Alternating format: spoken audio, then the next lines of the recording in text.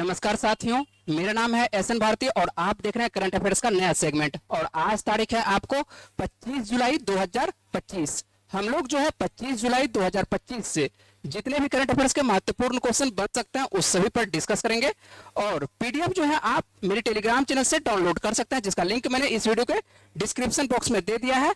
तो आप इस लिंक पर जाकर टेलीग्राम से पीडीएफ डाउनलोड करके अपनी सुविधा के अनुसार से पढ़ सकते हैं। चलिए हम लोग स्टार्ट कर लेते हैं पहले क्वेश्चन से।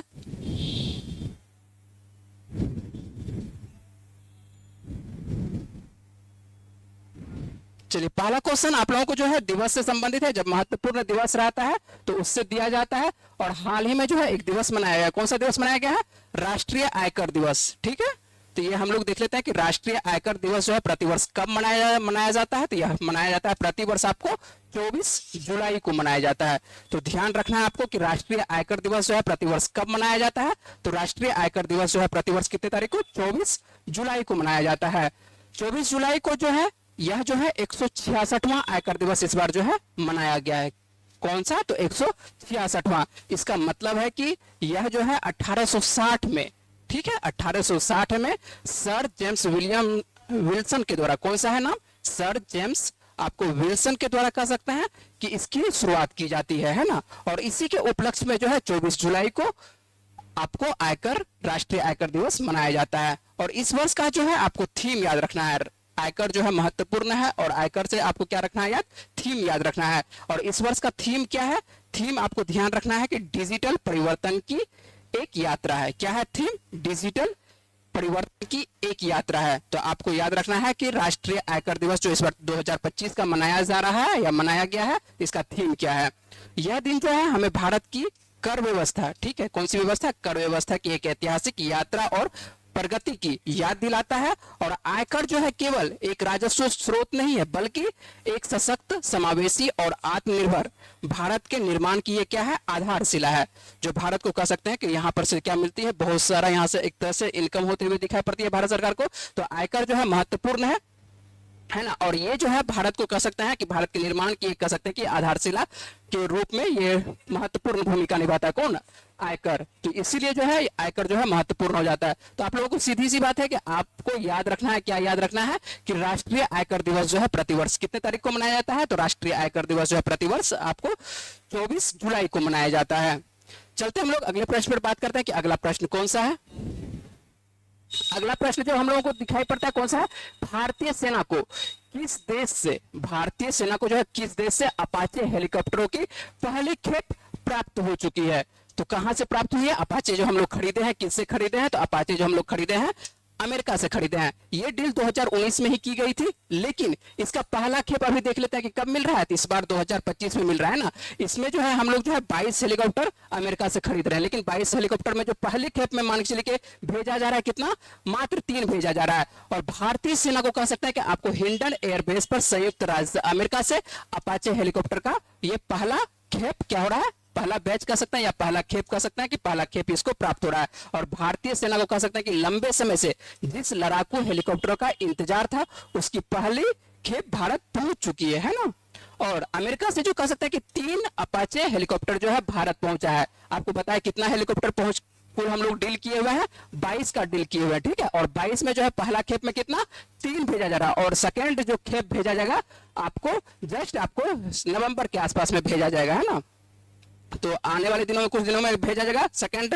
और ये जो है आपको ध्यान रखना है कि इसको जो है एक और नाम से जाना है कि हवा में टैंक के नाम से जाने जाने वाले ये आपको AH-64E उन्नत लड़ाकू हेलीकॉप्टर ये है, ठीक है। इसका क्या नाम कह सकते हैं कि इसका जो आपको लिखा हुआ रहेगा ये क्या रहेगा?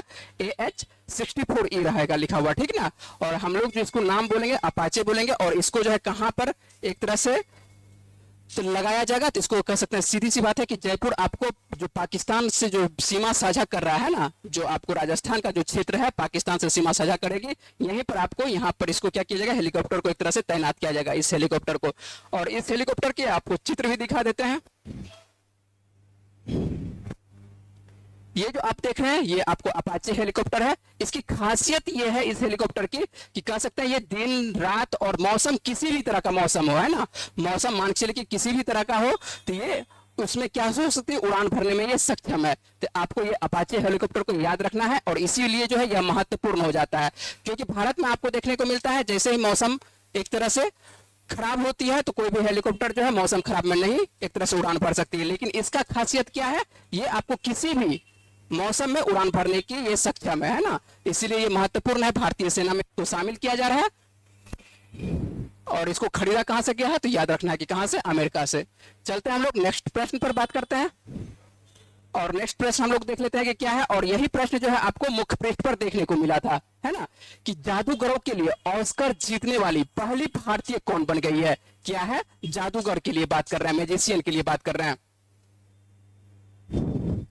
यदि जादूगरों की बात कर रहे हैं कि जादूगरों के लिए ऑस्कर, ये जादूगर मतलब मैजिशियन के लिए जो है ऑस्कर जो दिया जाता है ये कहां से दिया जाता है, पहले इसके बारे में जान लेते हैं। ये एक इटली से एक पुरस्कार दी जाती है ना, टोरिनो में आयोजित की जाती है एक प्रतिष्ठित पुरस्कार जो कि एक तरह से मैजिशियन को दिया जाता है। और मैजिशियन का कह सकते हैं कि सबसे प्रसिद्ध, आपको सबसे फेमस ये पुरस्कार है और इसी को जो है मैजिशियन का सीधी सी बात है कि ऑस्कर के नाम से जाना जाता है। इसीलिए यहां पर लिखा हुआ है, इसका जो हेडिंग लाइन बनाया है, क्या बनाया है कि जादूगरों के लिए ऑस्कर जीतने वाली पहली भारतीय आपको कौन बन गई है। तो पहली भारतीय जो बनी है सुहानी शाह बनी है। तो सुहानी को आप लोग पहचानते ही होंगे, देखे होंगे सुहानी को, बहुत बार मैजिशियन करते हुए देखे होंगे, आपको टीवी पर इनका शो बहुत बार कार्यक्रम इनका दिखाया गया होगा। आइए हम लोग थोड़ा सा देख लेते हैं। इनका जो एक तरह से सीधी सी बात है, आपको फेडरेशन जो दिखाई पड़ती है राजस्थान में दिखाई पड़ती है, राजस्थान मनोरोगी सुहानी शाह, ठीक है। फेडरेशन क्या नाम है इसका, इंटरनेशनल डेस सोसाइटी मैजिक्स, है ना, और इसी को जो है शॉर्ट में क्या बोलते हैं, FISM के नाम से इसको जाना जाता है। बेस्ट मैजिक क्रिएटर कह सकते हैं कि 2025 पुरस्कार जीतने वाली कौन बनी है, तो भारतीय बनी है कौन, सुहानी शाह बनी है ना, जैसे जादूगरों के लिए कह सकते हैं कि ऑस्कर के रूप में भी ये जाने जाता है, ठीक है। और ये पुरस्कार आपको पहले ही बता दिया कि इस पुरस्कार को मान के चलिए कि कहां से दिया जाता है, तो इटली से दिया जाता है, ठीक है। तो आपको ध्यान रखना है इस पुरस्कार के बारे में, ये भारत की पहली बनी है, तो भारत की पहली बनी, ये जो आप तस्वीर देख रहे हैं ये सुहानी शाह है और ये आपको मैजिशियन है। और मैजिशियन आप इनको देखे होंगे, बहुत बार देखे होंगे टीवी कार्यक्रम में, इनको अच्छे से आप लोग देखे होंगे, है ना। चलिए, भारत की कह सकते हैं कि ये क्या है, पहली एक तरह से ऑस्कर जादूगर के रूप में ऑस्कर जीतने वाली ये क्या है, पहली कह सकते हैं कि भारतीय बनी है कौन, तो सुहानी शाह बनी है। चलते हम लोग अगले प्रश्न पर बात करते हैं। अगला क्या प्रश्न है कि किस देश ने हाल ही में यूनेस्को से, ठीक है, यूनेस्को से बाहर होने की घोषणा कर दी है। तो ये तीसरी बार घोषणा कर चुका है, मान चलिए कि किस देश ने कह सकते हैं कि हाल ही में यूनेस्को से बाहर होने की घोषणा, यूनेस्को से बाहर होने की घोषणा किया है, तो किस देश के द्वारा, तो ये अमेरिका के द्वारा। अमेरिका जो है फिर से बाहर होने का इसका मान के चलिए एक प्लान है। क्यों प्लान है, प्लान इसलिए इसका मान के चलिए मानना यह है कि यूनेस्को जो है अमेरिका की भागीदारी देश को कह सकते हैं कि राष्ट्रीय हित में ये नहीं है। यूनेस्को को, ये यूनेस्को जो है कह सकते हैं जो संगठन है, तो सबसे पहले यूनेस्को के बारे में जान लेते हैं। यूनेस्को क्या है, तो यूनेस्को आपको दिखाई पड़ता है संयुक्त राष्ट्र के शैक्षिक, वैज्ञानिक और सांस्कृतिक संगठन है, ठीक है, जिसको कि हम लोग किस नाम जानते हैं, यूनेस्को के नाम जानते हैं। और यूनेस्को में मान चलिए कि जो आपको अमेरिका जो प्रमुख भूमिका निभाता है, और अमेरिका जो है यहाँ पर क्या है, फिर से बाहर होने की सीधी सी बात है कि घोषणा कर दिया गया है। और जैसे ही अमेरिका बाहर होने की घोषणा कर दिया तो इसका प्रभाव सीधी सी बात है कि आर्थिक पर पड़ेगा, है ना। जब आर्थिक पर पड़ने वाला है तो ये ध्यान रखना है कि अमेरिका, और आपको जैसे ही अमेरिका नाम आता है तो अमेरिका के बारे में बात कर लेते हैं कि अमेरिका की राजधानी क्या है, तो अमेरिका की राजधानी वाशिंगटन डीसी है, डिस्ट्रिक्ट ऑफ कोलंबिया। यदि बात करता है कि मुद्रा यहाँ पर कौन सी चलती है, तो मुद्रा यहाँ पर चलती है आपको अमेरिका में कौन सी मुद्रा, तो आपको चलती है डॉलर मुद्रा चलती है, अमेरिकी डॉलर। यदि राष्ट्रपति के बारे में बात करते हैं, राष्ट्रपति आपको याद रखना है, नंबर के साथ याद रखना है, कौन से नंबर, आपको 47वें नंबर के राष्ट्रपति बने हैं, कौन बने हैं, डोनाल्ड ट्रंप बने हैं। यदि बात करते हैं भारत, आपको अमेरिका में उपराष्ट्रपति कौन है, तो उपराष्ट्रपति कौन है, जेडी वेंस है। कौन है अमेरिका के उपराष्ट्रपति, तो जेडी वेंस है। और आपको इससे पहले जो है प्रश्न करवा चुके हैं कि भारत के उपराष्ट्रपति जो है हाल ही में दे चुके हैं, एक तरह से त्याग पत्र दे चुके हैं। तो आपको ये प्रश्न के बारे में करवा चुके हैं बहुत पहले ही, है ना। चलिए अगले प्रश्न पर बात करते हैं। और अगला प्रश्न जो आपको दिखाई पड़ता है, एक नई प्रजाति से देखने को मिलता है, तितली की एक नई प्रजाति। क्या है प्रश्न कि जोग्राफेटस मैथवी, क्या है नाम, तो यहाँ पर जो देखने को मिल रहा है जोग्राफेटस मैथवी नामक एक नई तितली प्रजाति की खोज की गई है। और पूछा जा रहा है कि किस राज्य में, तो किस राज्य में, सीधी सी बात है आपको किस राज्य में देखने को मिल रहा है, केरल में देखने को मिल रहा है। केरल में मान के चलिए, यदि बात करते हैं कि केरल के किस क्षेत्र में, तो ये केरल के किस क्षेत्र में, तो पश्चिमी घाट में, है ना। पश्चिमी घाट में जो है आपको एक नई तितली प्रजाति की पहचान की गई है जो विश्व में जैविक विविधता के 8 सबसे गर्म स्थानों में से एक है। जो तितली आपको दिखाई पड़ती है लगभग क्या दिखाई पड़ती है, गर्म क्षेत्रों में देखने को मिलता है, ठीक है। और गर्म क्षेत्रों में जो देखने को मिलता है, यहाँ पर जो आपको दिखाई पड़ती है जोग्राफेटस मैथवी की क्या दिखाई पड़ती है, एक नई प्रजाति देखने को मिलती है। आइए देख लेते हैं, ये जो आपको तितली दिखाई पड़ रही है, ये जो तितली जोग्राफेटस के आपको जो दिखाई पड़ रही है नई वंश की, ये क्या है, आपको नई प्रजाति खोजी गई है। कहां पर खोजी गई है इस तितली को, आपको केरल में। केरल के किस क्षेत्र में, तो पश्चिमी घाट के क्षेत्र में खोजी गई है। तो आपको ध्यान रखना है कि ये जो आपको तितली जो दिखाई पड़ रही है, बहुत प्यारी सी तितली दिखाई पड़ रही है, ये तितली किस क्षेत्र में खोजी गई है, तो इसको खोजा गया है आपको सीधी सी बात है कहां पर, तो पश्चिमी घाट के क्षेत्र में। और पश्चिमी घाट के किस भाग में, तो केरल वाले भाग में, है ना। और ये जो आपको दिखाई पड़ता है कौन सा, तो जोग्राफेटस मैथवी, ठीक है। तो जोग्राफेटस मैथवी कह सकते हैं कि ये वंश से संबंधित है। और इसका वंश एक तरह से कह सकते हैं कि 1893 में ही ये वंश एक तरह से प्रमुख तौर पर आया था, ठीक है। लेकिन इसी का जो आपको परिवार देखने को मिलता है, हेस्पेरिडे परिवार से ये संबंधित है। किस परिवार से संबंधित है, आपको जो दिखाई पड़ता है स्कीपर तितली हेस्पेरिडे परिवार से ये क्या है, संबंधित है। तो इतना आपको डीप जाने की जरूरत नहीं है, आपको सीधी सी याद रखना है, क्या याद रखना है कि जोग्राफेटस मैथवी नामक जो नई तितली देखी जा रही है, तो किस राज्य में और किस क्षेत्र में, ठीक है। तो आपको ध्यान रखना है कि ये दिखाई पड़ रही है आपको पश्चिमी घाट के क्षेत्र में, केरल में देखने को मिल रही है। चलिए हम लोग आगे,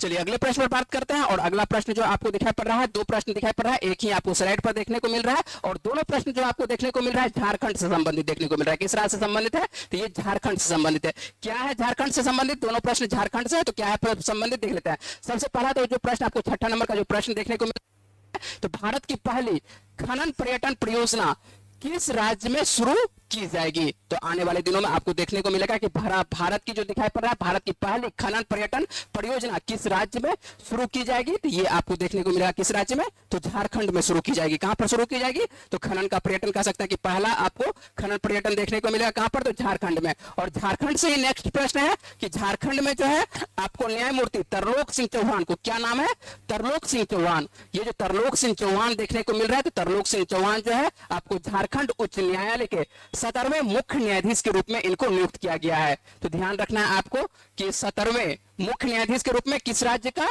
तो आपको झारखंड का जो मान चलिए मुख्य न्यायाधीश बने हैं, कौन बने हैं, तरलोक सिंह चौहान बने हैं। और इनको जो है सीधी सी बात है कि कौन यहां पर आपको इनको क्या एक तरह से कह सकते हैं कि शपथ दिलाएंगे। तो यहाँ के आपको राज्यपाल, और राज्यपाल आपको कौन देखने को मिल रहा है, झारखंड के जो राज्यपाल देखने को मिल रहा है कौन, संतोष कुमार गंगवार देखने को मिलता है। और संतोष कुमार गंगवार जो ही है इनको शपथ दिलाते हैं, ठीक है। तो ध्यान से रखना है कि एक तरह से जो न्याय आपको उच्च न्यायालय के जो मुख्य न्यायाधीश है, ये भी प्रश्न बनाया जा सकता है कि उच्च न्यायालय के जो मुख्य न्यायाधीश है उनको शपथ कौन दिलाता है, तो राज्य के कौन, राज्यपाल के द्वारा दिलाया जाता है। तो राज्य के राज्यपाल मान लीजिए झारखंड के राज्यपाल कौन है वर्तमान में, तो आपको दिखाई पड़ता है संतोष कुमार गंगवार दिखाई पड़ते हैं। और इन्हीं के द्वारा तरलोक सिंह चौहान को आपको झारखंड उच्च न्यायालय का क्या मुख्य न्यायाधीश नियुक्त किया गया है। ये जो आपको तस्वीर दिखाई पड़ रहा है, यही तस्वीर है तरलोक सिंह चौहान का, और इन्हीं को झारखंड का कह सकते हैं कि मुख्य न्यायाधीश नियुक्त किया गया है।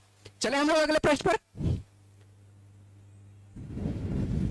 चलिए अगले प्रश्न में बात करते हैं। और अगला प्रश्न भी जो है आपको राज्य से संबंधित है। और ये किस राज्य से संबंधित है, तो याद रखिएगा, ये आपको देख लेते हैं, पहले प्रश्न देख लेते हैं कि धार्मिक विरोध को रोकने के लिए किस राज्य ने भारत का पहला बेअदबी विरोधी, क्या नाम है, बेअदबी विरोधी विधेयक 2025 पेश किया है। तो किस राज्य के द्वारा, तो ये पंजाब के द्वारा।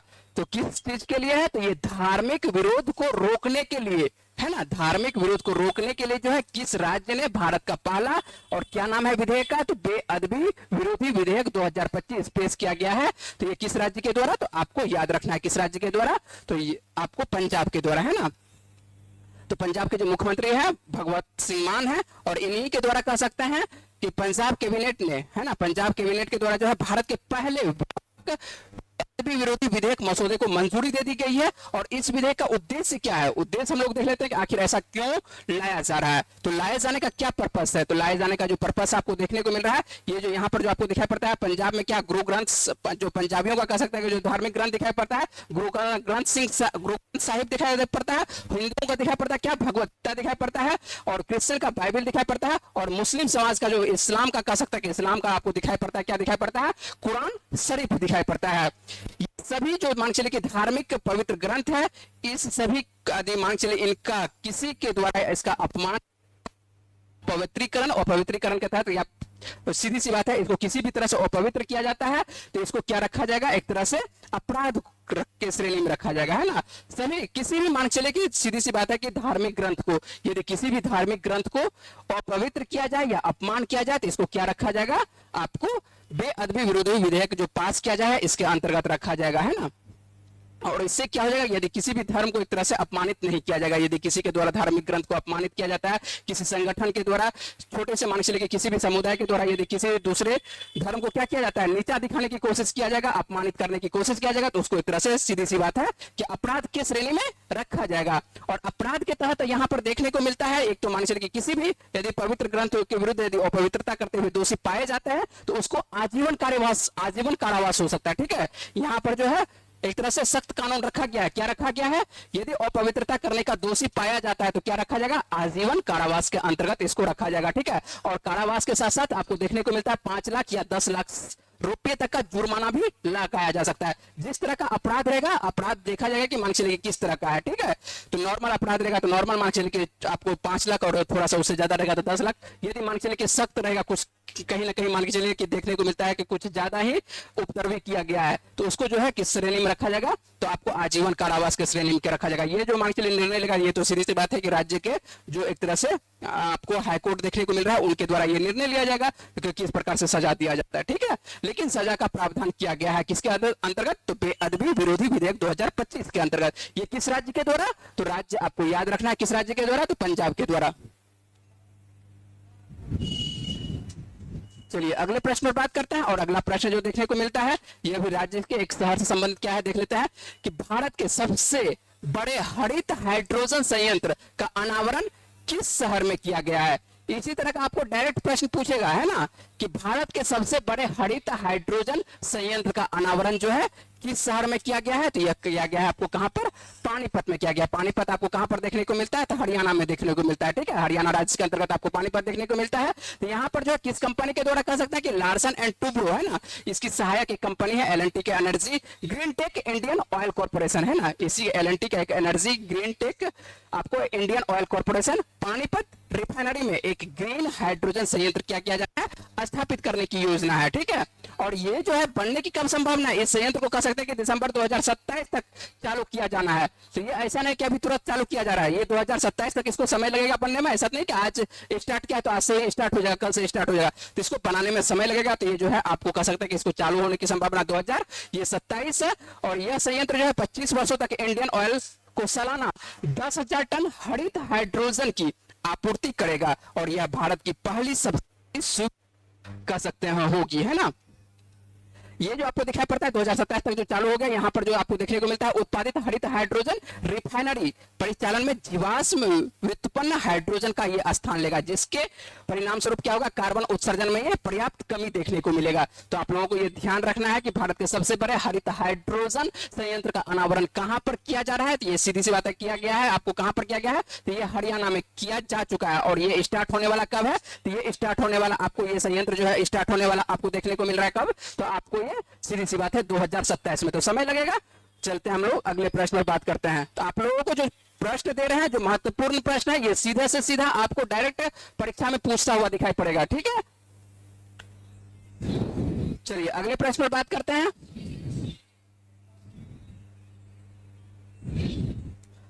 अगला प्रश्न देख लेते हैं क्या है कि गिफ्ट सिटी का एमडी और ग्रुप सीईओ किसे नियुक्त किया गया है।